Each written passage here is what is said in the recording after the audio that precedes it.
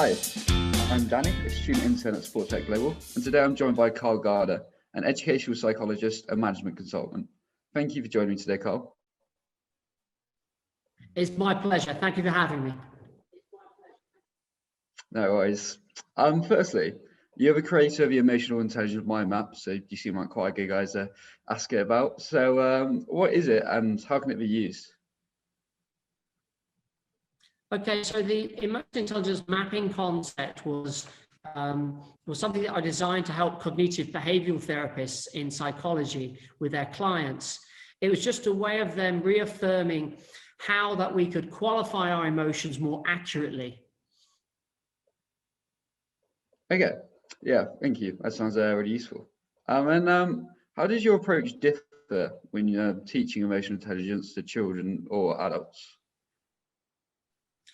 The stuff that we did with children, so when I retired very early, I was about 39 at the time, and I came to Saudi Arabia just recently to basically write some books. That's what I did.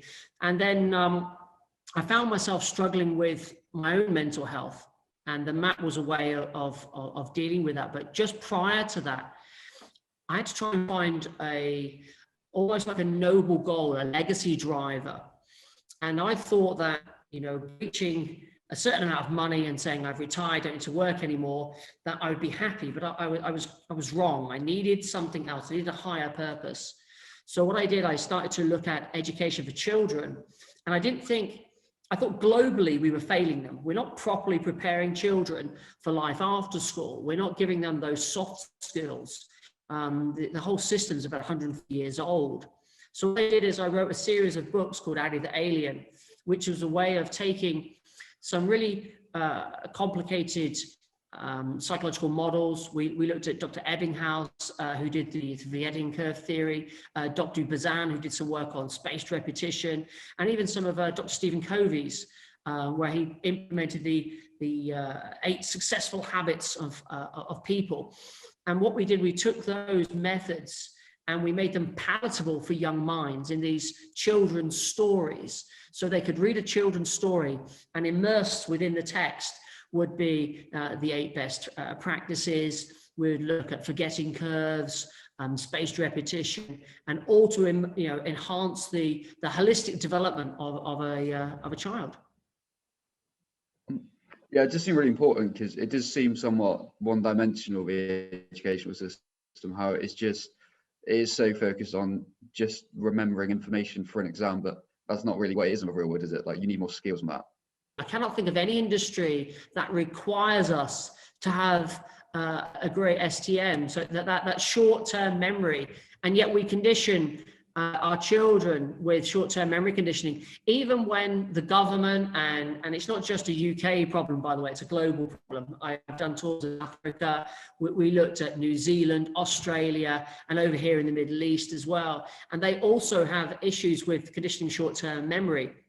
And what happens is, even when they say we want to develop the holistic child, the performance measures by the government are almost making sure that teachers get their grade scores for their children. There's even things like in certain countries where they have a PPE, they have part payments that they get bonuses depending on these grade scores. There's grants that come into schools, and all because of this, it means that the teachers go with the best of intentions to develop, the holistic child, but all too often the power with the KPIs, the key performance indicators, end up pushing and funneling them towards this short-term memory conditioning.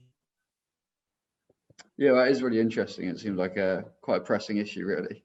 And kind of leading on to that, with your experience as director of education and educational psychologist in mind, what is the main area of the education system in the UK that you believe requires reform?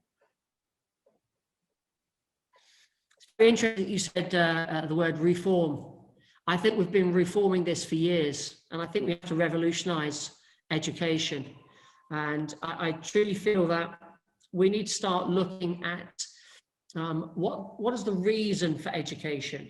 And if we go to our schools, we do our schools to go to college. I remember my father was he gave me some advice. I was about 16 at the time and just doing my GCSEs. And he said, son, if you work really, really hard and you get your GCSEs, then you'll get to go to college. And he was right.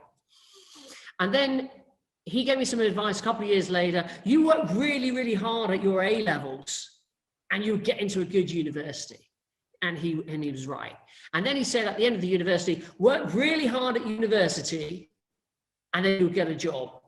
And yes, he was still right, but I'm approaching 50 now. I cannot give the same advice to my children because it's no longer the case.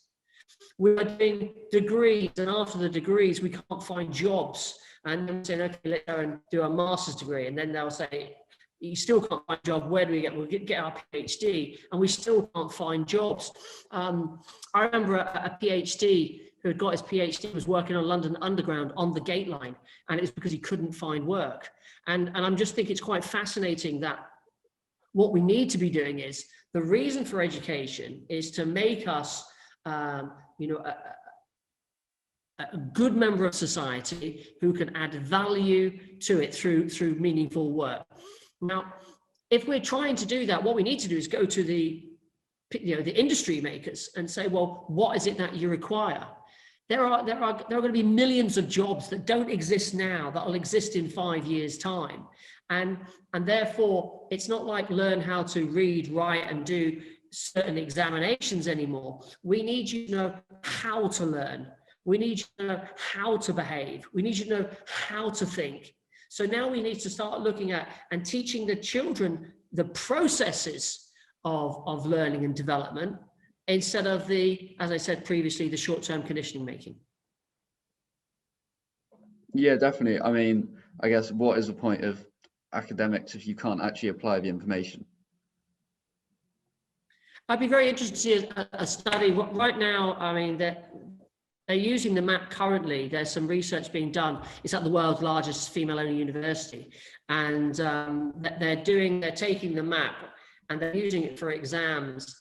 And they're doing a thing where you have a look at how are you feeling, qualify it more accurately, and then think emotions that would be best used to help you with the exam. Now, I like that because it's showing them there's a process behind what they're doing, how to, calm themselves, how to focus.